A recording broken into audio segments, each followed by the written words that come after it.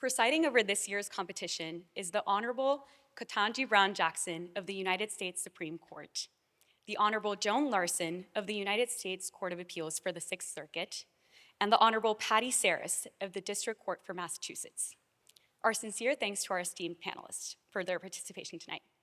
We'd also like to thank our case writers, Joseph Pasamato and William Bergstrom, both Harvard Law School class of 2017.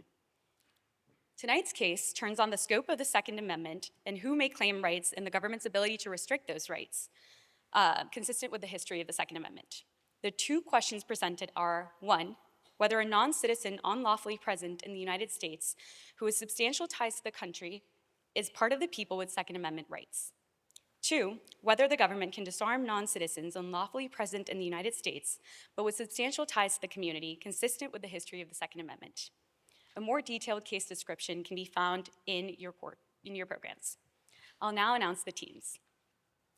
Representing the petitioner, the Honorable Justice Sandra Day O'Connor Memorial Team, we have, first, oralist Arvind Ashok, oralist Emily Malpass, Edward Ned Bless, Andrew Hayes, Richard Nierbos, and Daniel Wasserman.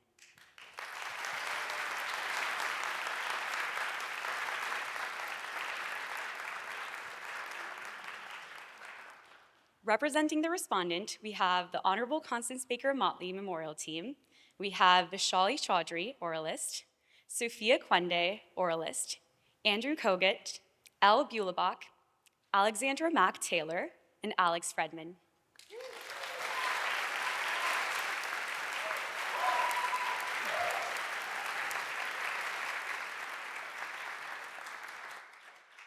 Before we begin, a gentle reminder that no laptops, cell phone, or other electronic devices may be used during the competition. Please take this opportunity to confirm that you have silenced any electronic devices you might have with you. Please don't take photos during the competition, and please refrain from leaving the courtroom during arguments. Finally, following the announcements of awards, there will be a reception at the HLS Pub in Wasserstein Hall. Thank you very much and enjoy the competition.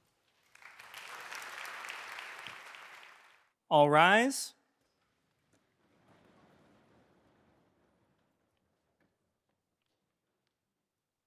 The Honorable, the Chief Justice and the Associate Justices of the Supreme Court of the United States. Oyez, oyez, oyez. All persons having business before the Honorable, the Supreme Court of the United States, are admonished to draw near and give their attention, for the court is now sitting. God save the United States and this honorable court. We will hear argument now in the case of Daniel Wells versus John Doe. Counsel, are you ready to proceed? Yes, Your Honor. You may begin. Madam Chief Justice, and may it please the court. My name is Arvind Ashok, and along with my co-counsel, Emily Malpass, I represent the Attorney General of the United States.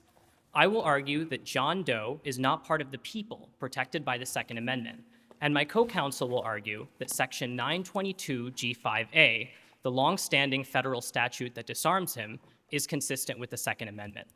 We'd like to reserve 3 minutes for rebuttal. History, precedent, and common sense show that Mr. Doe is not part of the people. The Constitution does not grant unlawfully present non-citizens the right to bear arms. History at the founding and this court's precedents confirm that the original meaning of the term of art, the people, in the Second Amendment referred to citizens only. Considering an unlawful non-citizen's connections to this country has no basis in history at the founding and would leave courts in the difficult position of parsing nebulous connections without any clear standards. Even if this court disagrees with that and includes some non-citizens with sufficient connections to this country in the people, unlawful non-citizens, like Mr. Doe, cannot have sufficient connections. Counsel, you started with history, precedent, and common sense, but your brief also talks about the text. Can we talk about the text of the Second Amendment, which uses the words the people and not citizens, and yet somehow you want us to interpret it to mean citizens? That's correct, Your Honor. We believe the framers used the terms the people and citizens synonymously. We believe they used the term the people when they were discussing rights that were oppositional to the government, and they used the word citizens to signify an equality between citizens and each other. We get this idea from 1787 Connecticut Chief Justice Jesse Root, who wrote about the people being used to connote an oppositional relationship. And we think that's evidenced by the fact that you see the people constantly throughout the Bill of Rights, but you don't see the word citizens. You see the word people in the Declaration of Independence. And then when you see the word citizens elsewhere in the original Constitution, it's to signify this equality. So for example, in the Privileges and Immunities Clause, the citizens of one state have equal privileges and immunities to the Has this citizens. court ever interpreted the people in that way? I mean, there are cases in which the Supreme Court has interpreted the people, and I don't recall that analysis factoring in. No, Your Honor, we don't believe this court has ever provided a definitive definition of the term the people. I will note that in Heller and this court's subsequent Second Amendment jurisprudence, the rights holders in the Second Amendment are always referred to as citizens. But if you're alluding to the Verdugo-Urquidez case, where the court did attempt a provisional definition of the people, we don't believe that definition is binding in any regard, and that's for a couple of reasons. First, when the Verdugo-Urquidez court defined the people as those with sufficient connections to the country, it did so only in contradistinction to the attempted assertion of Fourth Amendment rights by a Mexican citizen in Mexico. It never defined what sufficient connections would mean with regards to a non-citizen. But counsel, didn't Heller cite the entire definition from Verdugo-Urquidez? So I'm not quite sure why you think that Verdugo-Urquidez would be limited just to a Fourth Amendment context. We used it in the Second Amendment. Heller did cite Verdugo-Urquidez, Your Honor, but if we look to the context of Heller, we see that it cited that language from Verdugo-Urquidez for a narrow purpose. Heller is trying to prove that when the Second Amendment says the term the people, it's referring to an individual right, not just one that can be exercised in the context of a militia. So it pulls this evidence from the Fourth Amendment context and says that the people is a term of art that signifies an individual right and all these other rights that mention the term the people. However, we don't believe that Heller lifted this language about the people referring to those with sufficient connections. In fact, as I was just mentioning to Justice Jackson, when Heller refers to the rights holders of the Second Amendment, it's consistent about the fact that those rights holders are citizens, and subsequent Second Amendment precedent, McDonald, Bruin, Rahimi, all continue this reference to citizens. One of the things I was worried is if you defined the people the way you just described it, what does that do to the other amendments in the Constitution? In other words, the people shows up in the First Amendment, Second Amendment, Fourth Amendment, Ninth Amendment, et cetera, and there's a clear distinction between that and citizens, as you say, in the main body of the Constitution. So if we defined it as narrowly as citizens, how does that affect the rest of the constitutional analysis? So it's true, Your Honor, that all of those other amendments mention the term the people. However, we don't believe a ruling in this Second Amendment case would bind future considerations of the First and Fourth Amendment. I would note here that Mr. Doe hasn't provided any evidence or any holdings from this court that clearly establish that non-citizens have these First or Fourth Amendment rights. But if this court is concerned about the scope of those rights, it can always deal with them in a future case.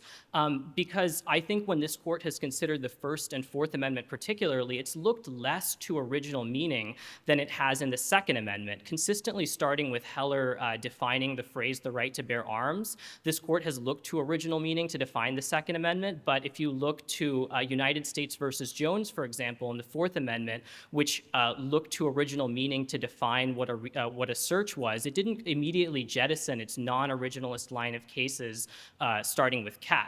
And the other reason that we don't think the First or Fourth Amendment would be affected is that if this court believes that Verdugo-Urquidez gave non-citizens some assumption that they might be able to assert these Fourth Amendment rights, then the court could rely on stare decisis in a future Fourth Amendment case and hold that they have those rights. However, here in the second... Wouldn't that be odd? You want us to read the word that's the people to mean different things in different places. Can you give me an example of a place in the Constitution where we have read the same word to mean different things?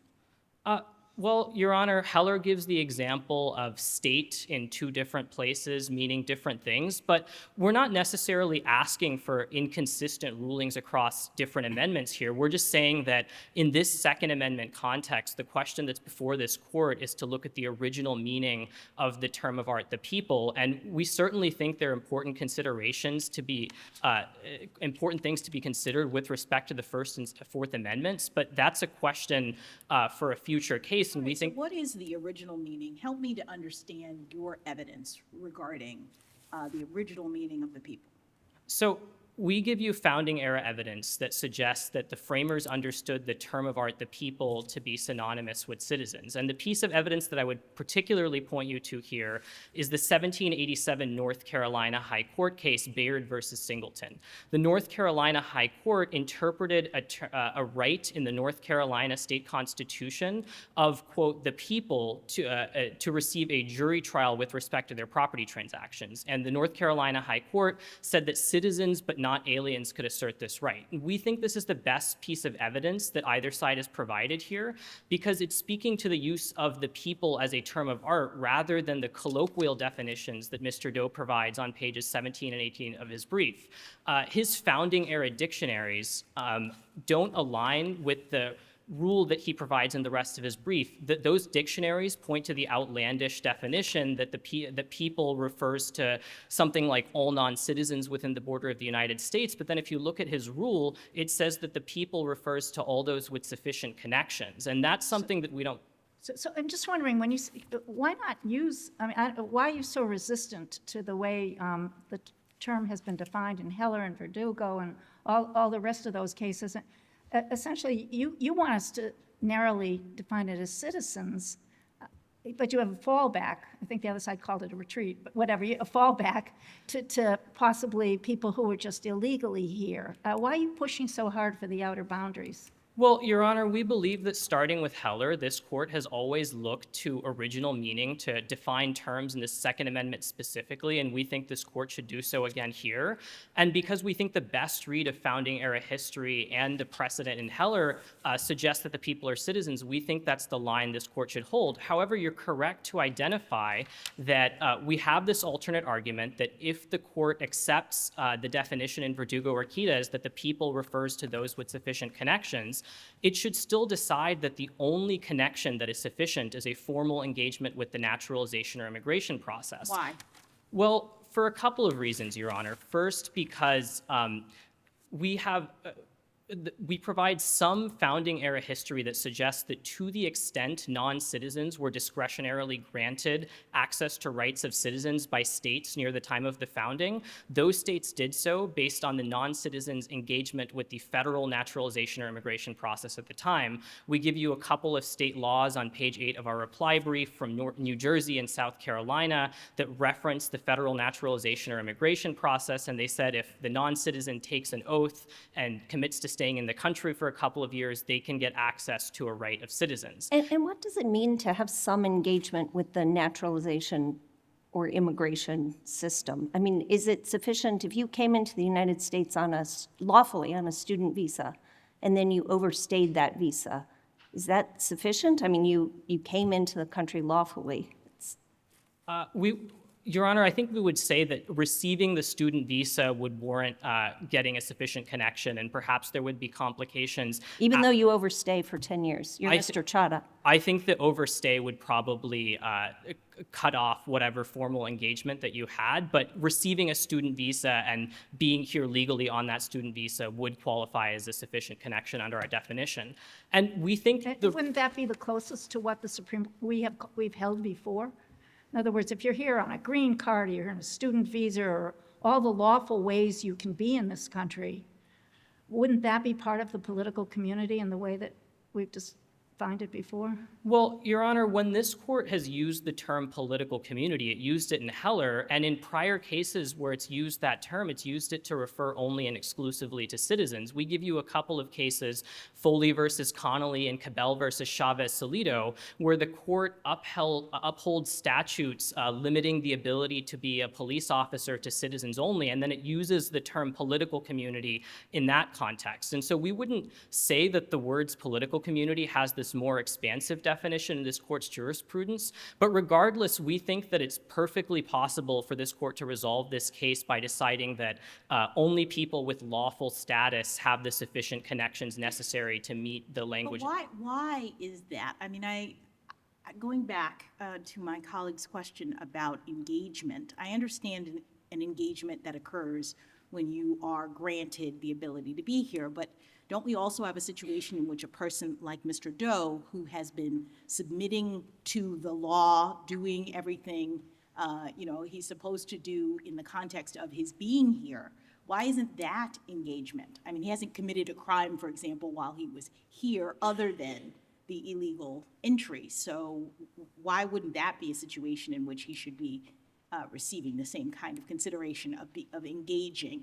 Well, it's certainly true, Your Honor, that Mr. Doe might have subjectively engaged with the country in some sense, but we think that this court needs an administrable rule by which to define sufficient connections. When lower courts have attempted to define what a sufficient connection is, they've yielded wildly inconsistent results, and so we believe conditioning sufficient connections on some form of formal engagement with the immigration process is the only way to resolve that inconsistency. And just to give you an example here, if you look at Mr. Doe's brief, he points to 3 different lower court cases that are supposed to define what a sufficient connection is, but all 3 lower court cases are incompatible with each other and point to a different definition. He gives you one. Isn't that just the nature of a standard?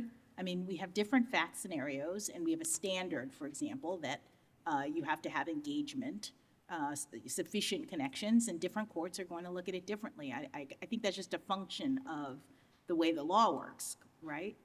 Perhaps, Your Honor, but I think that in this particular case, you would get, if you look at the results that people have come to, they haven't developed these they haven't developed an applicable standard that is consistently applied across lower courts. And I also think that, with regards to this threshold question, we don't think there's any analog for a standard specifically with regard to considering an individual person's connections. We think there are standards with regards to other fact patterns that develop on the ground, but not with regards to, for example, Mr. Doe mentions his subjective connections, his community ties. We think all of those things would be very difficult for a court to verify. It's very difficult to imagine, for example, a court deposing members of Mr. Doe's softball team to decide whether he actually had the connections that he asserts. Counsel, I see your light is on, so I want to take your last 30 seconds if I can. You say the people is equated with citizens, and that's in contradistinction to persons, correct? So That's you do correct. think that aliens could have some rights when they're attached to being persons, right? But I'm wondering about how this is going to work with respect to state laws. So the Second Amendment in McDonald, we incorporated through the Due Process Clause of the 14th Amendment, and that is attached to persons. Persons have 14th Amendment rights. So is the standard you're arguing for going to be inconsistent between the federal government and the states? No, Your Honor. I believe that when this court has incorporated amendments, it's generally kept the scope of those amendments consistent. Well, it has, but textually, how are we going to ground that if we've said that the 14th Amendment Due Process Clause, which attaches to persons, is the right home for incorporation? Well, I believe McDonald itself provides us some clue as to how this inquiry would work, because McDonald says that one of the reasons it incorporates the Second Amendment in the first place is that it says that it's an essential right because once the 14th Amendment passed, newly freed Black people were guaranteed the rights of citizens to bear arms, and it cites evidence that suggests that because it was a right of citizens, that's why the right was essential. And so I certainly think that just due to the nature of the right itself, it would inherit to citizens particularly. And I would also point out that Justice Thomas's concurrence incorporates it through the Privileges and Immunities Clause. And I think, may I briefly finish the answer, Your Honor? Yes. I think that to the extent that the Privileges and Immunities Clause is the fifth vote there, I think that the citizens line would be the one this court takes. For the foregoing reasons, Your Honor, we respectfully request that this court reverse. Thank you.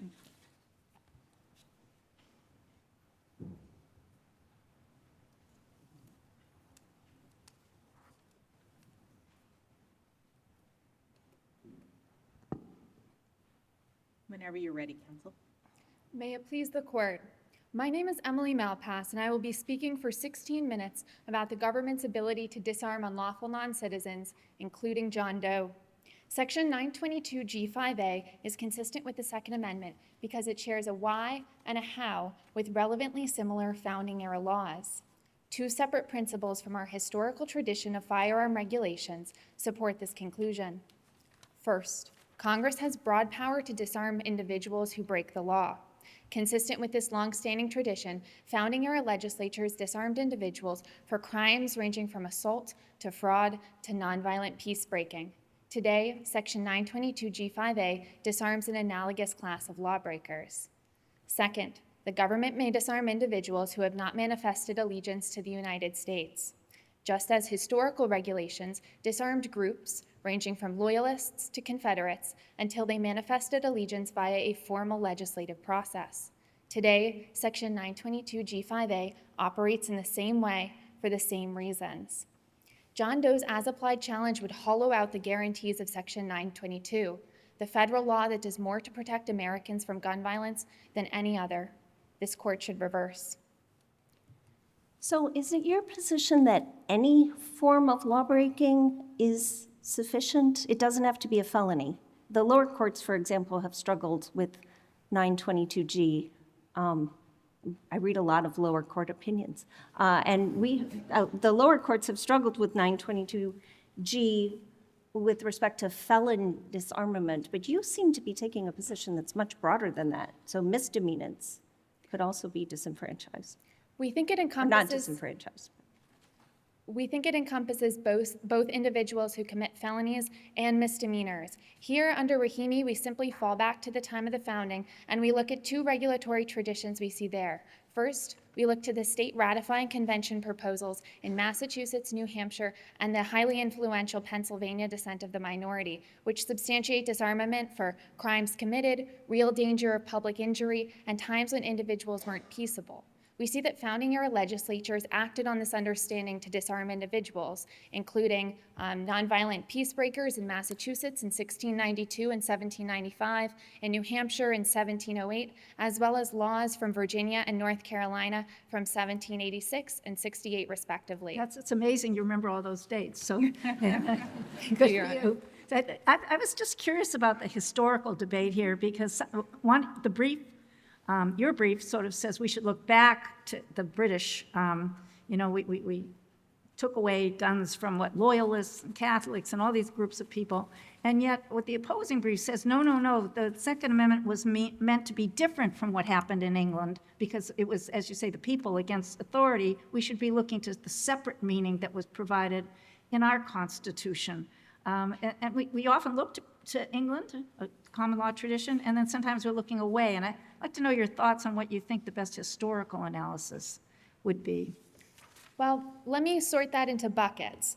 First, we think that insofar as the founders were moving away from a pre-ratification tradition, they were specifically rejecting the disarmaments that British generals had done to American patriots at the dawn of the Revolutionary War. We cite in our brief the example of General Gage, who required all residents of the Massachusetts Bay Colony to deposit their arms at Faneuil Hall. We think it was these disarmaments that inspired the Second Amendment, but not the other ones. And we note that the founders, the very individuals who ratified the Second Amendment, disarmed loyalists consistent with the amendment. We note that many of the disarmaments went into effect during the Revolutionary War and then stayed in practice until, for instance, we cite a North Carolina session law still in effect in 1804, and many were still in effect during Jay's Treaty, which was signed in 1794. I guess I don't understand. So can you help us to figure out, first of all, what is the right era to be looking to for determining the historical analog? Well, we think this court has provided us with helpful guidance on this. The court says that we should adopt traditions that come from our common law origins, but that were not made obsolete or were not applied during the founding era. So if we see traditions that come from, for instance, we cite the 1328 Statute of Northampton, but then we later see this incorporated into our founding tradition and the fact that many states passed laws that were almost word perfect, that 1328 statute. So those traditions are relevant, but traditions that have gone by the wayside would not be. What do you do about your friends on the other side say it's not all lawbreakers, it's violent lawbreakers, that really the historical tradition is not as broad as you indicate in your brief.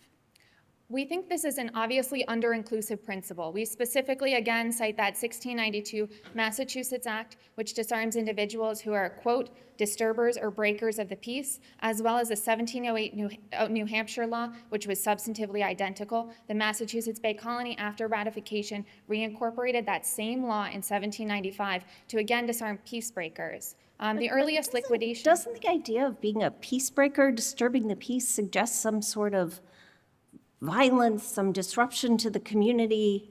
I mean, there are laws today, and I assume that you would say that state laws count. I mean, is that correct? So if you violated a state law, it doesn't have to be a federal law, you could still be disarmed. So in New Jersey, it is a felony to open a bottle of ketchup in a supermarket and put it back on the shelf.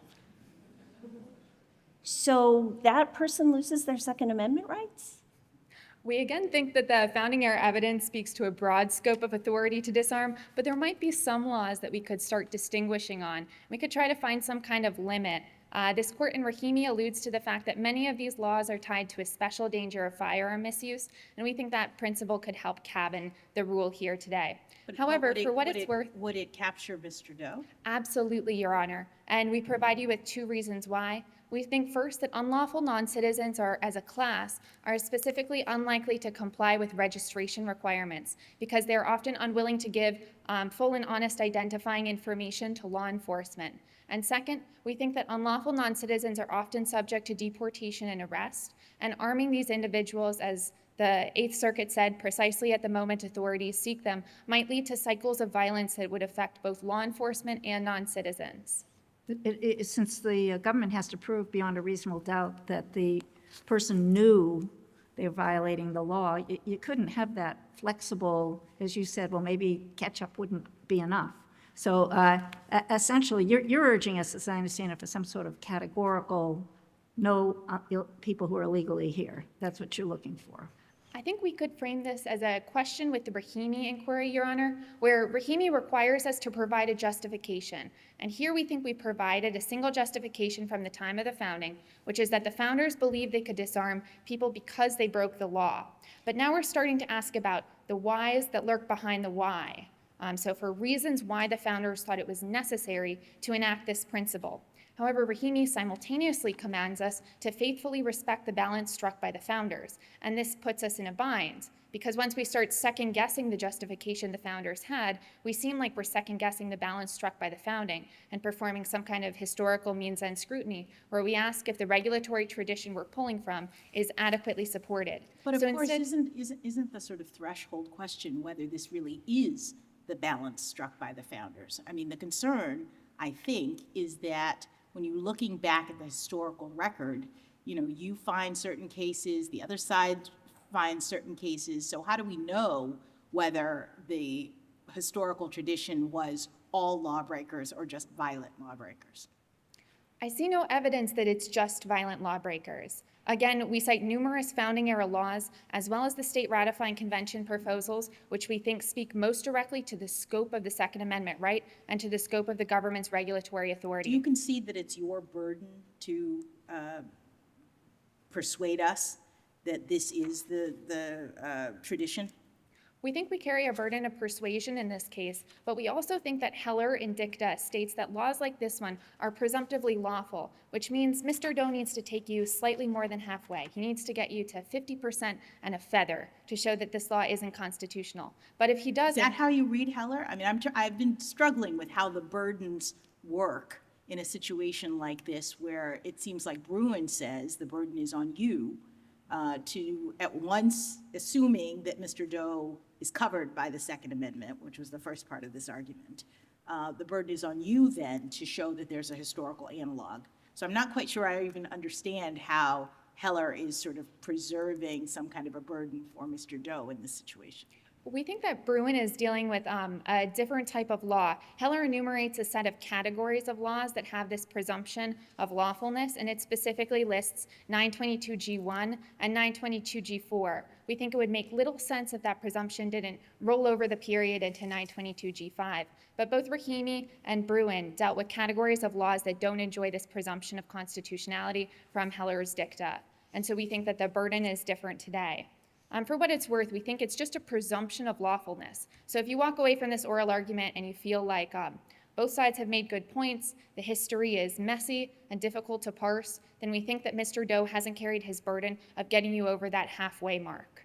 But I guess but Heller was before Bruin, so you still think that the presumption of lawfulness remains, even though we now have a pretty clear test from Bruin that doesn't reference any particular categories and suggests, with its burden shifting, that it's your burden to help us determine the historical analog. We absolutely think Heller's dicta carries on. I'll note that Justice Kavanaugh separately wrote in Bruin specifically to reiterate that the felon in possession ban in 922G1 is presumptively lawful. He was joined by the chief there. The chief reaffirmed this again in dicta in Rahimi, and Justice Kavanaugh again wrote separately to underscore that point. Do you think the domestic violence one, though, is distinguishable because it was more recently enacted? And I know Justice Kavanaugh was talking about that the other one has been enforced, since the 1960s. So do you think it matters what year the 922G was amended to add a particular prohibition? Precisely, Your Honor. So we don't think the presumption of lawfulness attaches to 922G8, which was specifically considered in Rahimi. And so the references to the presumptively lawful nature of the felon in possession ban were just in dicta. But again, we would distinguish here, the Violence Against Women Act was enacted in 1994, and we're dealing with the 1968 text that Heller specifically says is presumptively lawful. Wasn't it open to us in Rahimi, though, to enact basically the rule that you're asking for, which is law-abiding? That law-abiding language comes from Heller.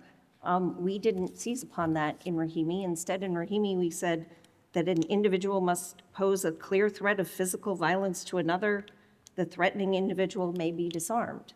So it was perfectly open to us to draw the bright line you want us to draw now, then, and we didn't do it. So I'm just a little puzzled by that.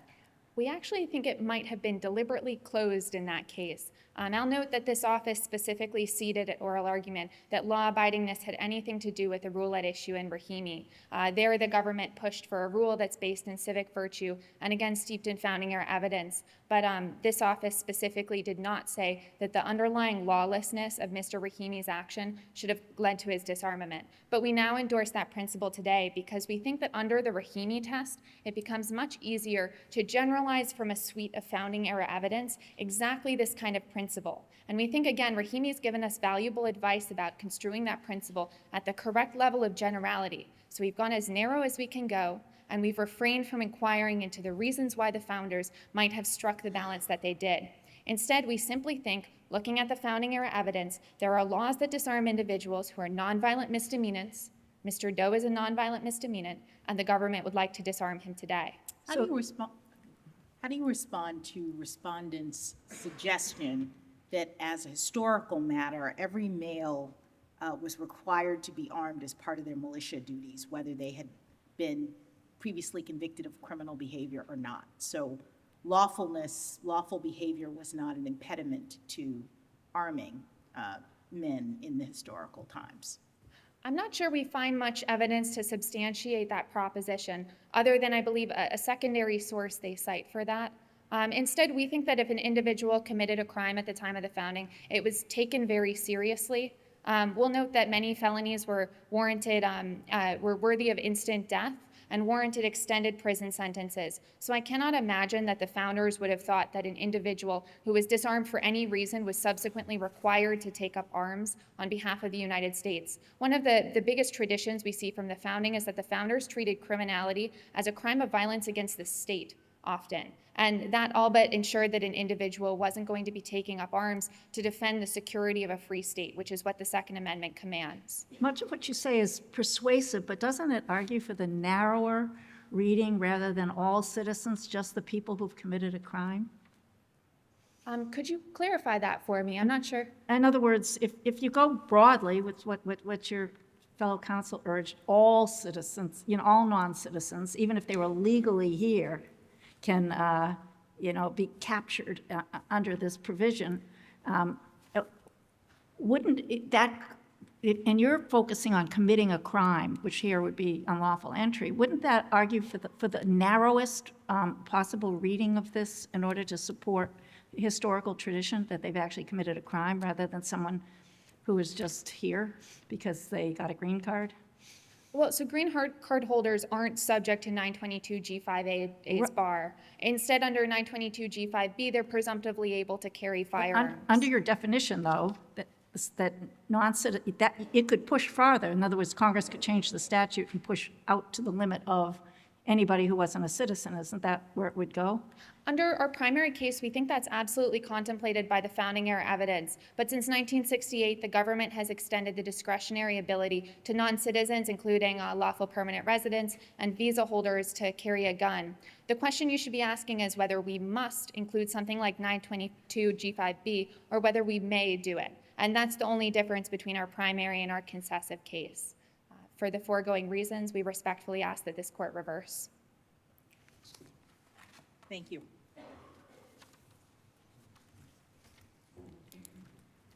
May I proceed, Your Honor? You may. Thank you.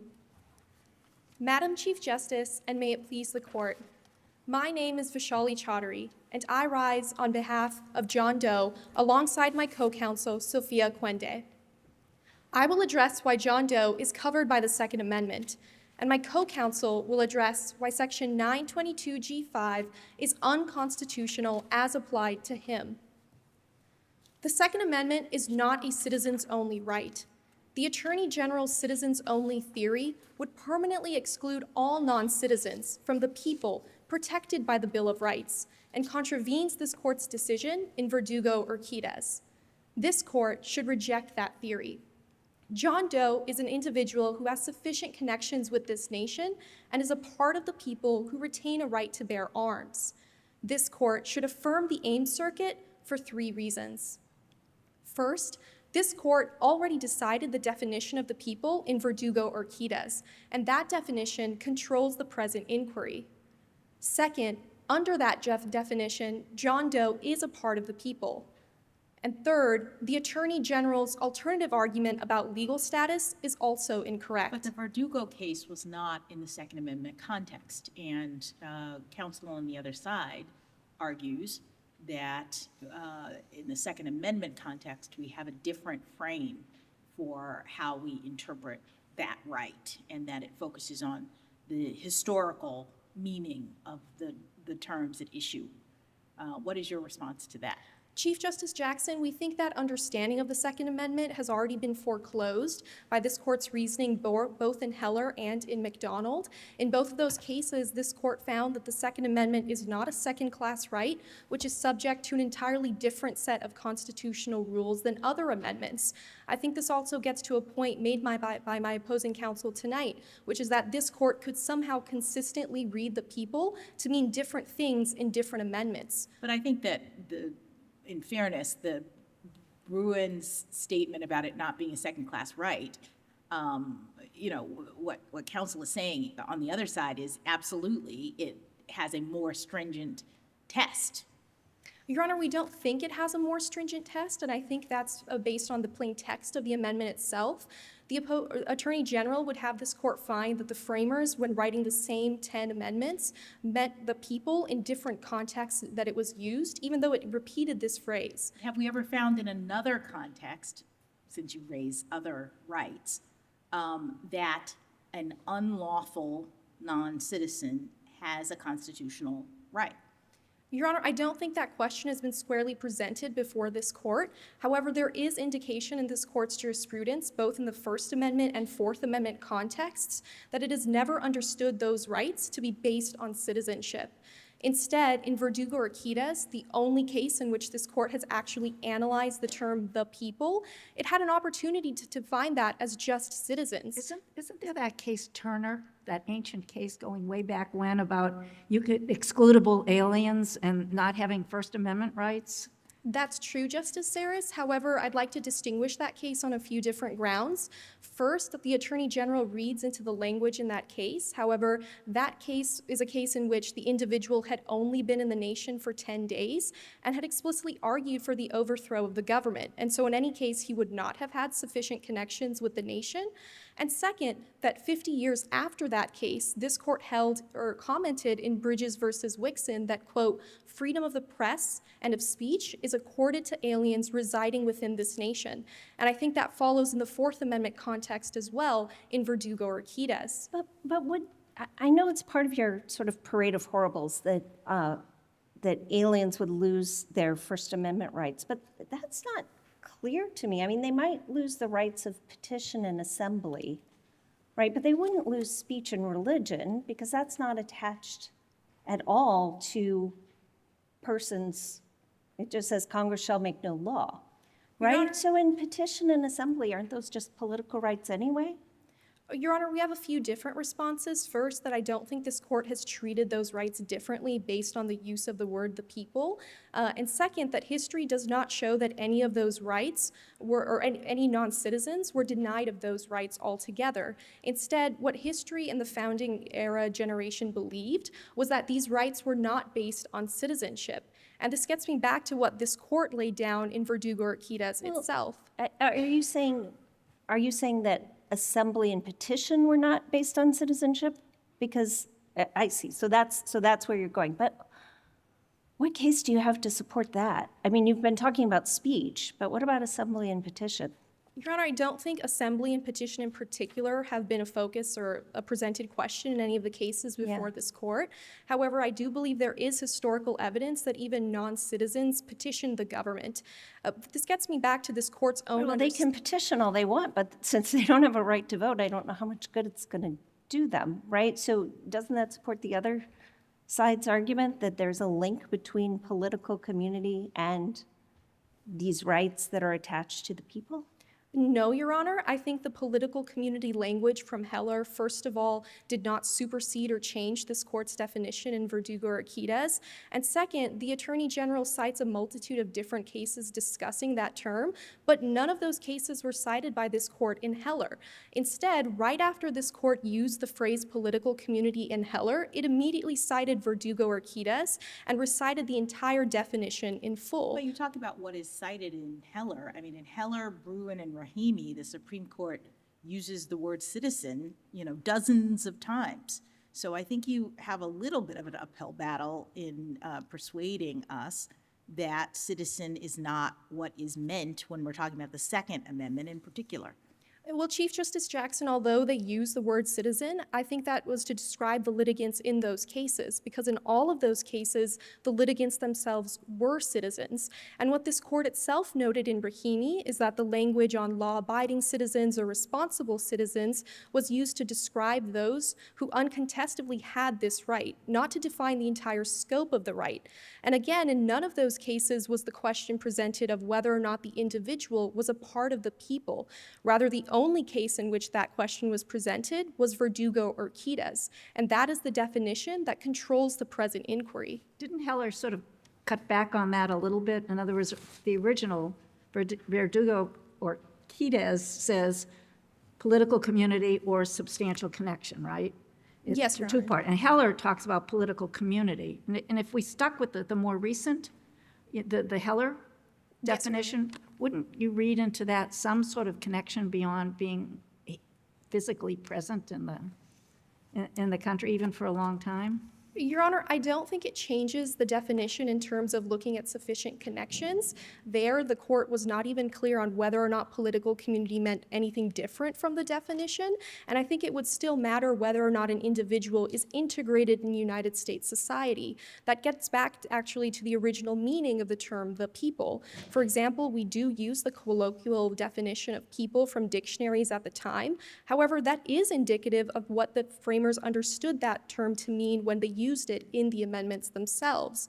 And that definition was a nation, those who compose a community. It was not one that was based on citizenship. And so this community-based understanding is what was prevalent at the time. Additionally, there's also evidence that the principal drafter of the Bill of Rights himself, James Madison, did not think that these rights rested solely on citizenship. Rather, after the passage of the Alien and Seditions Acts, James Madison explicitly said that aliens should be afforded the advantages of the Bill of Rights as long as they remain within the country. If they wanted it that broadly, wouldn't they have used the word persons? Now, if you're trying to figure out that every single word, the people, citizens, persons, they're all used in the Bill of Rights, if they wanted to go that broadly, wouldn't you use the word persons? Well, Justice Saris, I think the court discussed this briefly in Verdugo when it noted that persons is considerably larger than the people, and it's used in the Sixth and Fifth Amendments when referring to trial rights. But the First, Second, and Fourth Amendments, we think, are more based on an individual's membership in the community and the enjoyment of rights that they have as they live in that community. That's exactly the definition that this court came to in Verdugo Urquidez. But I think I worry a little bit about the administrability of the sufficient connections test, and that is what counsel on the other side points to as one of the reasons why we shouldn't say that that's the test to this scenario. What's your response to that? Well, Your Honor, that gets me to my second point about why John Doe is a part of people and the application of this test. As you noted in the opposing counsel's argument, that is the nature of a standard. It affords discretion to courts in order to be flexible when determining constitutional rights. But at the same time, there are limits. For example, in Verdugo Urquidez itself, when talking about undocumented immigrants in particular, this court noted that it could be sufficient in terms of their voluntary connection of the country and the acceptance of societal obligations. But don't we necessarily need a bright line rule here? Because this is not just about courts making after the fact determinations, but it's about frontline people, like people doing background checks and selling weapons in firearm stores have to decide whether or not you're lawfully entitled to possess it. And so they can't be doing a multi-factor test. Do you belong to a church? How many years have you been here? Do you have citizen kit? Like, how are they supposed to make those decisions? Well, of course, Justice Larsen, and our position is that individuals like John Doe would seek declaratory relief that they are a part of the people and then be able to obtain arms. So those vendors wouldn't be having to make this decision. However, the courts Right, that but whatever we say ultimately is going to affect the test that people in those frontline gun shops are going to have to apply. Your Honor, I think it's evident that the courts applying this test frequently rely on the same set of factors, those being length of residence, employment, voting history, familial connections, and those are the exact same factors that the Ames Circuit itself relied on. And I want to get to the facts of this particular case. The only crime John Doe has ever committed was the nonviolent misdemeanor of illegally entering this country. But since then, he has demonstrated a commitment and to create an identity for himself in the United States. He has lived here for 12 years. He has since started a family, is a father to 2 American-born children, is an active member of civic activities within his community, and has even lawfully voted in the city of Ames for the past 8 years. He is an individual who is integrated with the community and is a part of the people as this court defined it in Verdugo Urquidez. What about the standard or the suggestion that he has to attempt to engage with the naturalization process in order to qualify? Your Honor, I don't think that standard is clear. For example, the Attorney General doesn't suggest what exactly would be sufficient under that standard, and moreover, the record itself does not suggest that he's never taken those actions. The record only reflects that he currently does not have status, but is entirely silent as to what actions he may have taken to obtain status. I think this also gets to why But wouldn't it be on you? I know you're operating on a limited record, but ordinarily you're appellate counsel, but it would have been trial counsel's job to establish a record, correct? So any deficiencies in the record would be a problem for your side. I think so, Your Honor, but I think even though this court doesn't know whether or not he has affirmatively taken those actions, that isn't the point. And the reason why is because legal status is not a standard that this court has relied on before, and it's also not a plausible or practical one. For example, under the Attorney General's standard, an individual could have legal status, be lawfully within this country for multiple years, and create substantial connections. But the day the executive revokes that status, or they, for example, overstay a visa, visa, the Attorney General would have them excluded from the people protected by the Bill of Rights, notwithstanding all of those connections that they made while they were legally in the nation. Can I ask you a hypothetical? Can the government require somebody to register to own a gun? Yes, Your Honor, I think the government could. So you have someone who's illegally here. You're requiring him to register. You're essentially outing him in terms of his status. I mean, as a practical matter, doesn't it undermine the ability to track weapons in this country that I think almost every court has said is lawful? How would this work? Well, Your Honor, to be clear, there's currently not a federal firearm registry. Second, John Doe himself is only seeking declaratory relief that the law would be unconstitutional as applied to him. And so through that avenue, he would be able to have a firearm for self-defense in his home. Without registering it?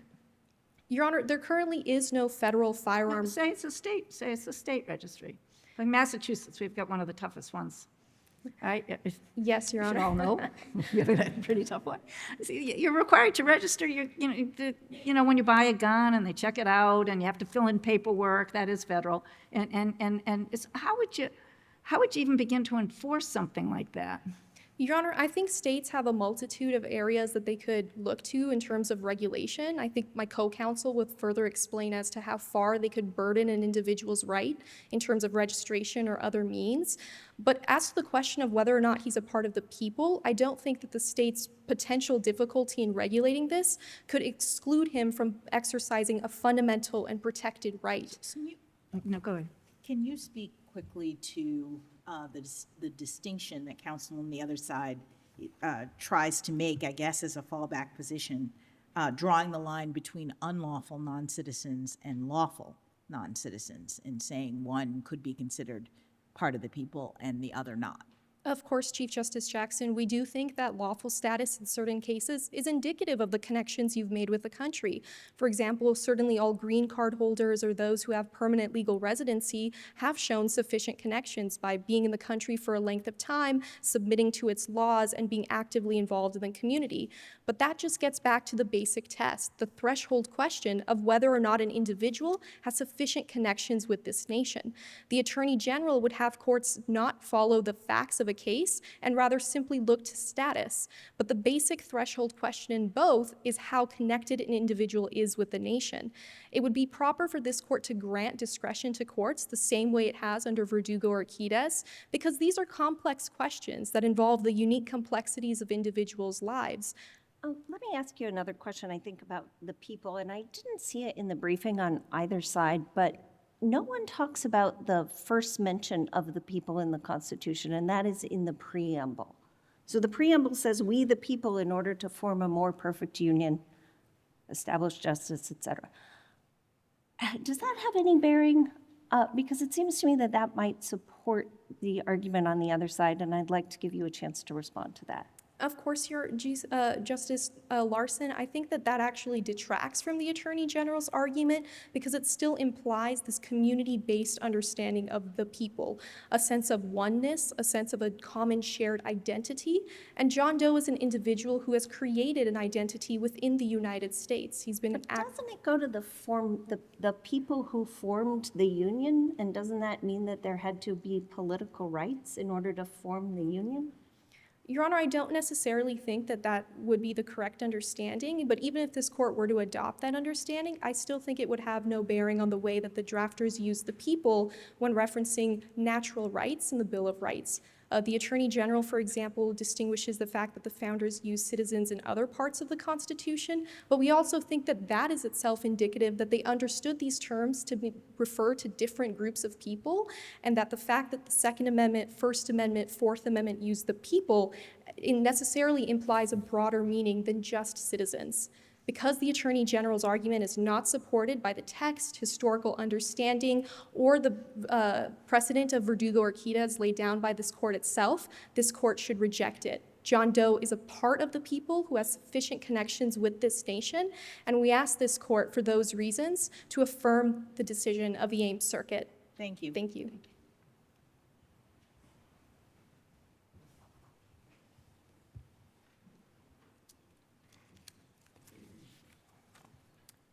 Madam Chief Justice, and may it please the court. I am Sophia Kwende, representing John Doe. At its heart, this case is about a father seeking to keep a handgun in his house to protect his children due to a rise in home break-ins. Yet Section 922G5A prevents him from doing so solely based on his immigration status. This law is unconstitutional as applied to Mr. Doe. In Bruin, this court was clear that the scope of the Second Amendment should be preserved as it existed at the founding.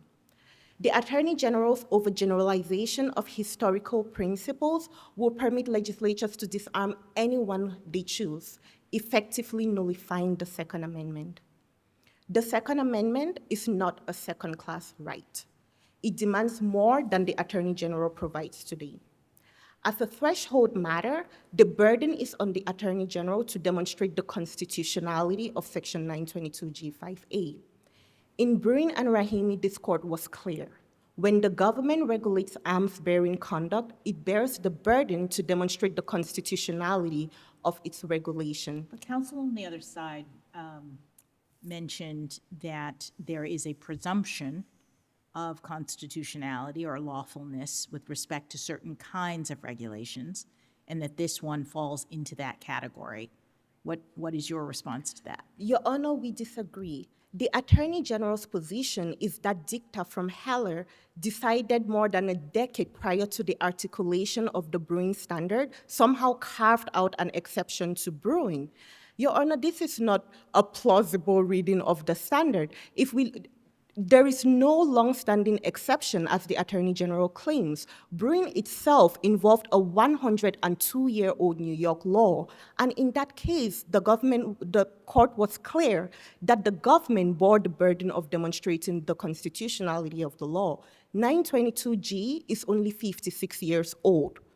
It is not as long-standing as the law in Bruin that this court clearly noted that the burden was on the Attorney General to demonstrate its constitutionality.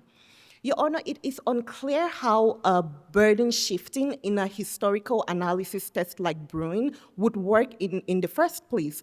Petitioners would simply, or challengers of the law would simply say there is no law supporting this law, and it would still be on the government or whoever is trying to regulate to demonstrate that there exists a law. So as a practical matter, it will have no... So your point is that as a practical matter, Bruin departed from Heller's language. I mean, the standards that she's talking about, or the presumption is in Heller, that there are a certain category of these kinds of prohibitions that are presumptively okay. And you're just saying that that no longer is the case post-Bruin. Yes, Your Honor. Our position is that that is not the case, except for the provisions that were specifically mentioned in Bruin, that maybe that might be the case for those, but we don't take a strong position one way or the other. It's possible that it might not be. Your Honor, the reason why here the government has failed to meet its burden, and the reason why it's because it has overgeneralized the principle so much that it would water down the Second Amendment right. Well, let's talk about that, because you mentioned in your opening statement that the government can disarm anyone they choose. I didn't hear that as the Attorney General's argument. They suggested that they can disarm people who are lawbreakers, and that's not anyone. Your Honor, the Attorney General's principle is that anybody who commits any crime whatsoever may be permanently disarmed. There are tens of thousands of civil and criminal laws. So by breaking any civil law, anyone can be disarmed. Speeding on the sidewalk is a crime in some states. They aren't talking about civil infractions. They're only talking about criminal violations. Your Honor, but they didn't limit their position to criminal violations. They said all laws. Civil laws are part of these laws that seem to be included in the Attorney General's. Suppose if we were to draw a line, why would it be wrong to say that everybody who violated a law, i.e. illegally being here, can't have a weapon? Your Honor, because that is inconsistent with our nation's regulatory tradition. Bruin requires us to examine the why of historical laws and the why of modern-day regulations and make sure that there are a close fit. All of the laws cited by the Attorney General involve a direct threat of violence. The offenses themselves involve a threat of violence. If we look to the 1692 Massachusetts statute cited by the Attorney General, this court, examining that same statute in Bruin, noted that it codified the common law offense of going armed to terrorize the people. The Attorney General claims that there's some sort of nonviolent peace breaking, but as then Judge Barrett noted in her dissent in Cantor v. Barr, peace breaking involved an element of violence. It wasn't meant to target nonviolent offenders.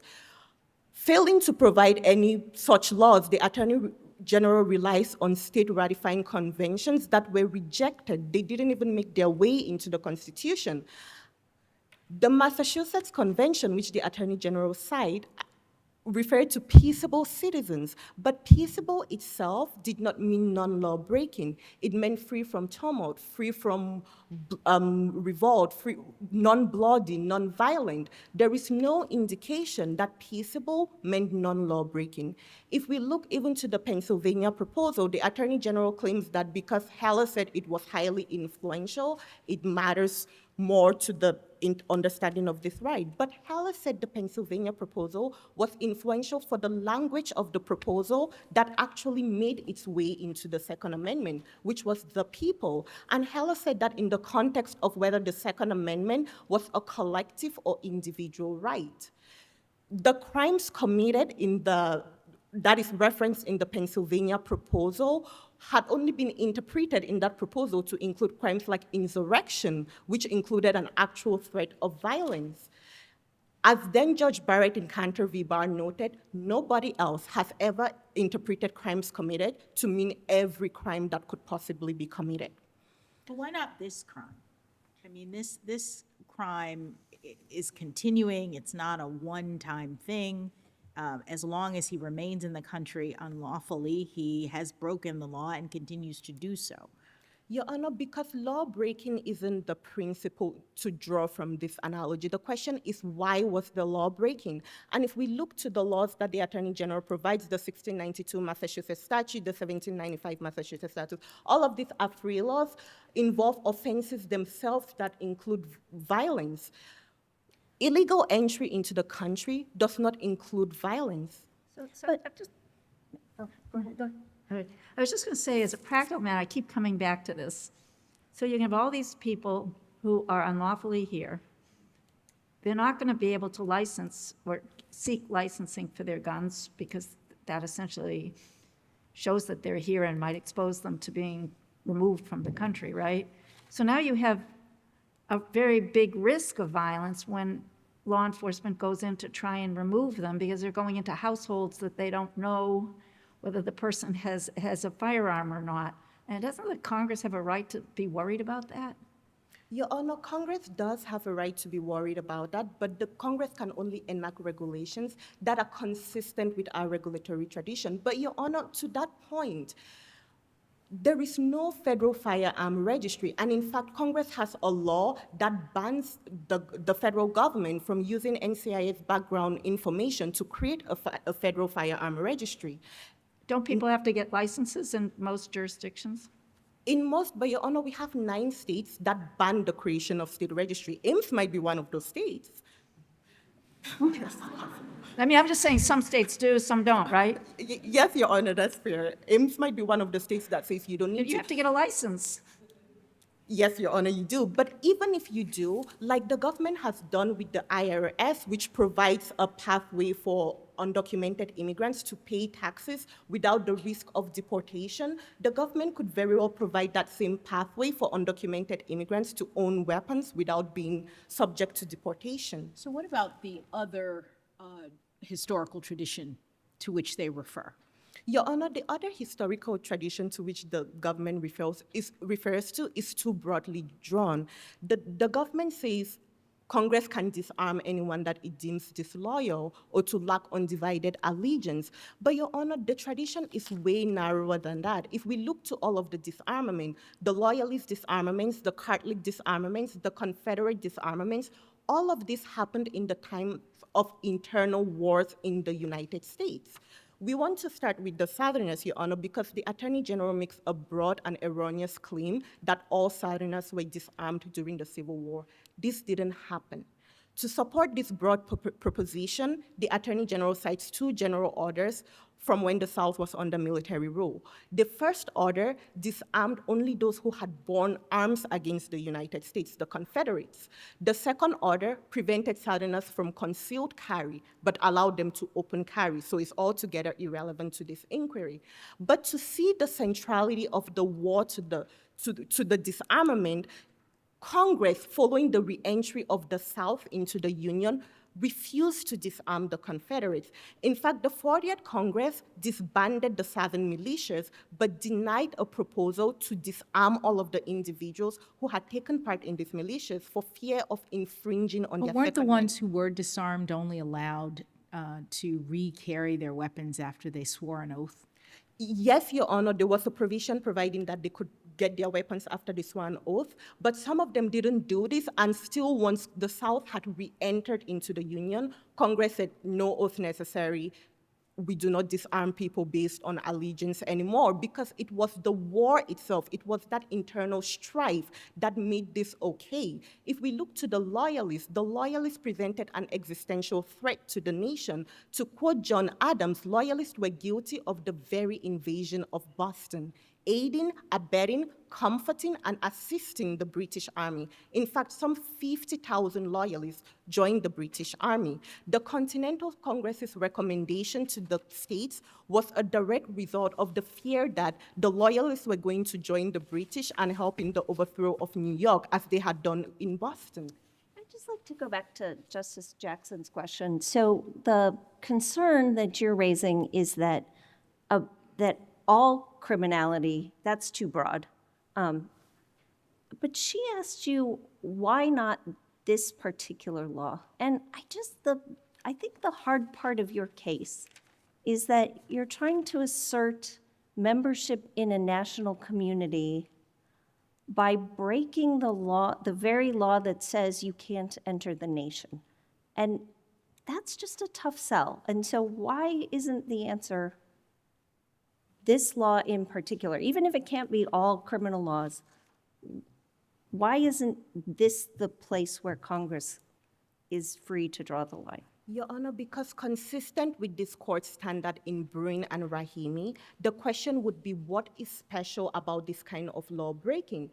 And to do that, we'll need to look at what was special about the law breaking that allowed the earlier generations to disarm people. If we look at AFRE law cited by the Attorney General, this all involved threats of violence. But when we look at Section 922, illegal entry, there is no direct threat of violence. You need to pile inference upon inference to get to the violence. The first inference being, we might deport this person. And then the next inference being, when we go to deport this person, they might resist. This is too much of an attenuated connection as opposed to the direct threat of violence involved in going armed laws. What about the colonial era evidence that there were laws prohibiting Catholics from arming themselves? There were some categorical prohibitions.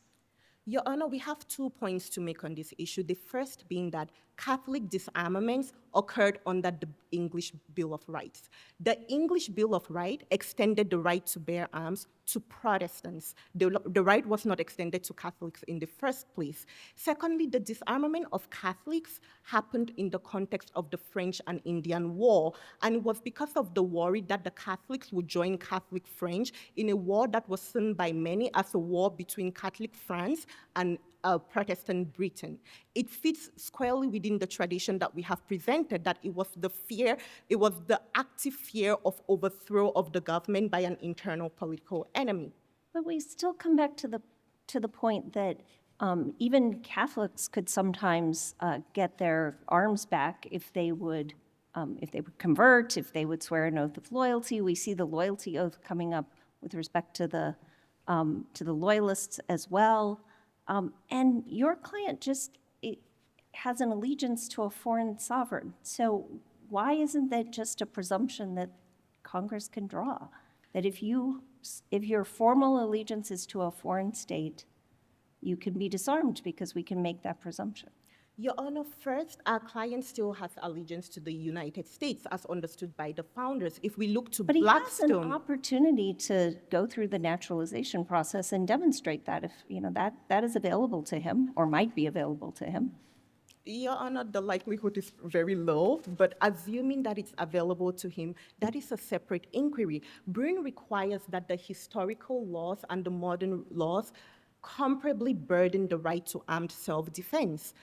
A loyalty oath is merely an oath. The naturalization process is substantially more burdensome than a simple oath. If today Congress were to pass an amendment to 922G5A saying that if undocumented immigrants could go to the courthouse like loyalists could do and take a loyalty oath swearing their allegiance to the United States, then perhaps it would alleviate some of the burden that we have about the widespread nature of this law. But based on the principle the Attorney General identifies, this law will propagate the very abuses that were rejected by the Second Amendment. The argument is so broad that the government can basically decide that a specific group lacks allegiance and then set up a set of formal procedures for this group to prove their loyalty to the government.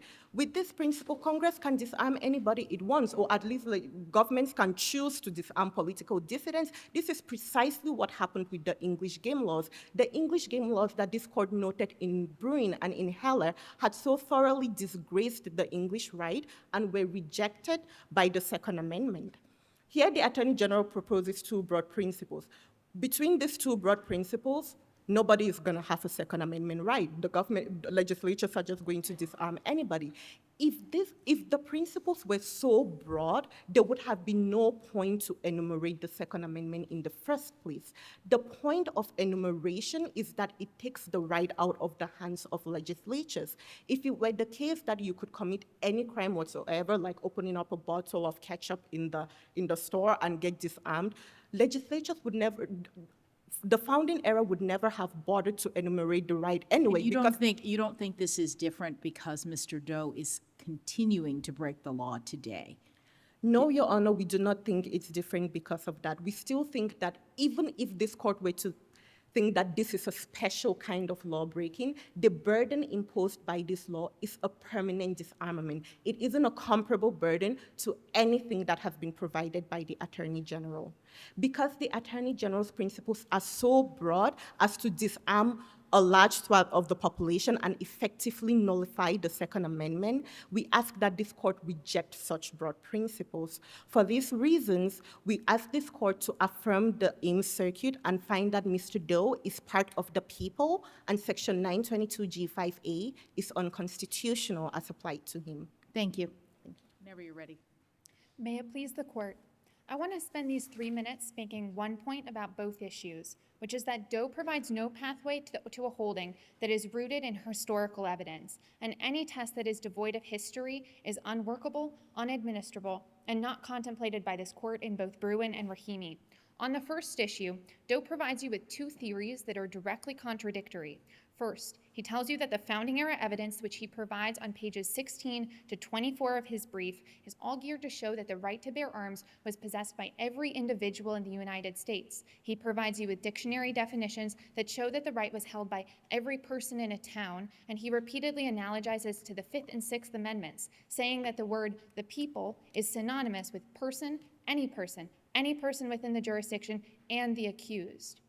But then, even he doesn't defend this test. He then tells you that the primary line that he's drawing is Verdugo or Quides, which definitionally says that not all people within the United States have sufficient connections and therefore have Second Amendment rights. These two tests are directly contradictory.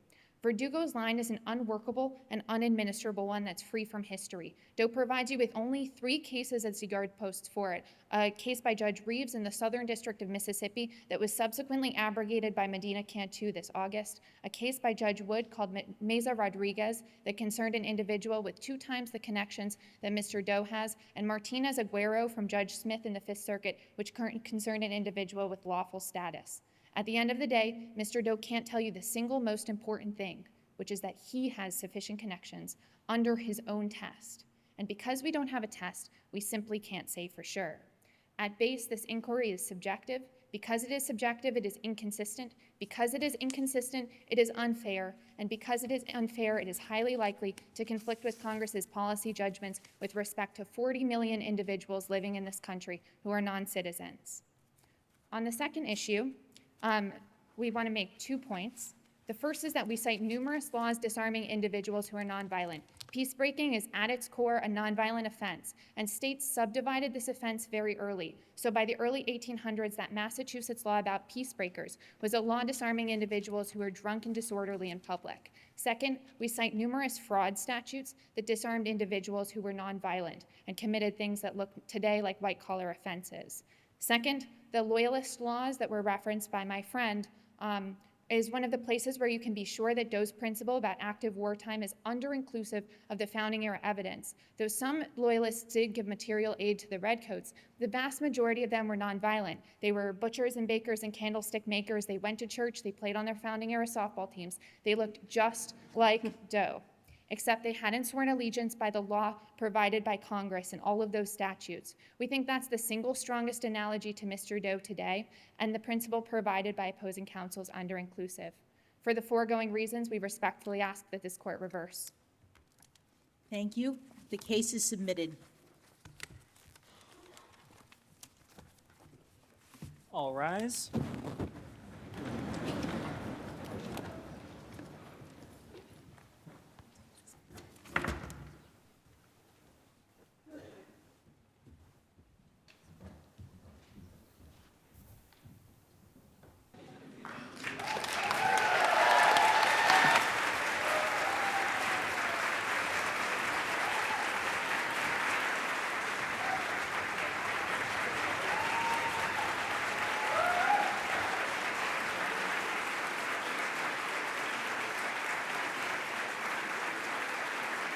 All rise.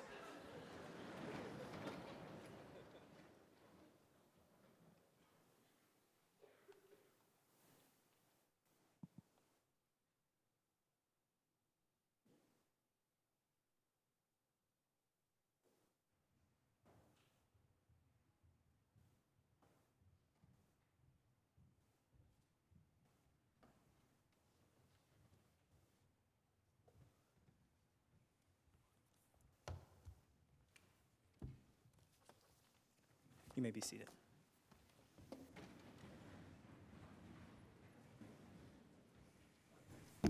Well, this was an incredibly difficult decision. Each of us is going to take one of the categories to announce the winners. But first, let me just congratulate both teams. You did an excellent job and made it very tough for us to make this determination. Start with Judge Larsen. Okay. Well, I just want to echo what Justice Jackson said. This was just a tremendous round of oral arguments. For many years, since, I don't know, the 2000, sometime around there, have been the moot court advisor at Michigan Law School. And every year the judges come up and they say, oh, if only we had advocates who are this good in my court. And I thought, they're just saying that. And now I've spent almost 10 years on the other side of the bench, and I can tell you that at least with respect to this particular group, you are more than welcome in the Sixth Circuit at any time. The arguments were just tremendous and of just super high caliber. Unfortunately, we have to pick one of you as the winner, and that put us in a very difficult position. We were deliberating for a long time. Happily, nothing came to violence, so we can't be disarmed. But I guess I'll just get right to it and say that we collectively agreed that Emily Malpass wins Best Oralist.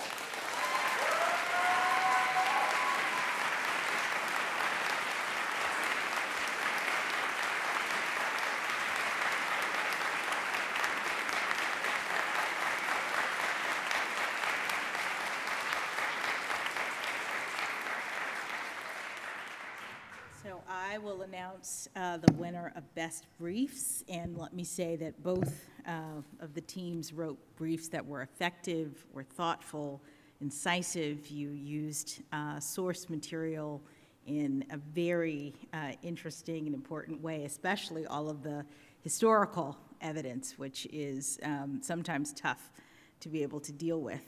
And so both of you really had a wonderful set of arguments and presentations. Today, we will award unanimously Best Brief to the respondents.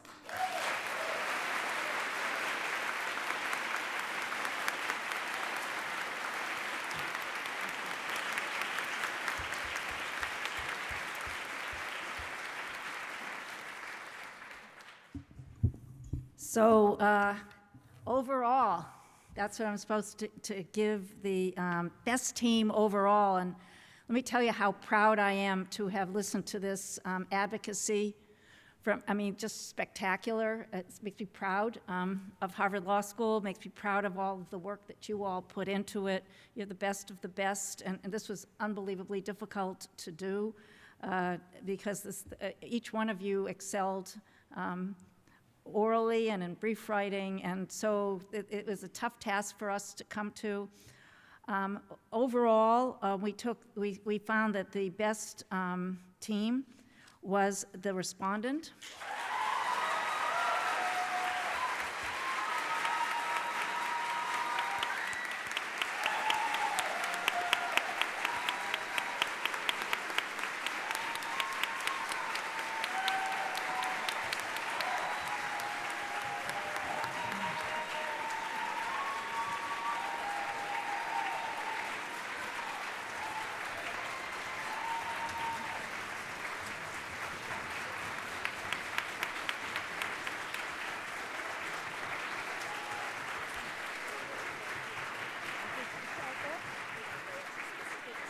Yeah, whoa, you're standing O. Standing O. It just is a multifactorial test that we talked about, and in some ways we talked about the fact that the brief for the respondent was much harder because it was counterintuitive, that what was being asked was a deep dive into the history and challenged relied on the correct case right from the get-go, the one that best favored their side, and also rebutted some of the notions of citizenship. So we thought that was a tough task, and plus on the oralist, you were all phenomenal. Really, I would have passed out. I just would have been gone. But it's just each one of you came to it with a strength on particular points, and we thought overall the respondents had it, but it's, as they say, by a feather. So congratulations to you and to everybody here.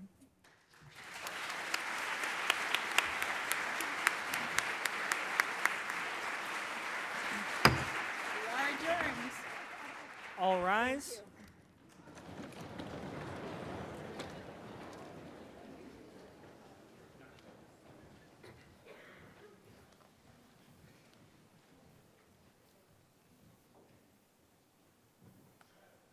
Thank you very much for coming to tonight's Ames Final.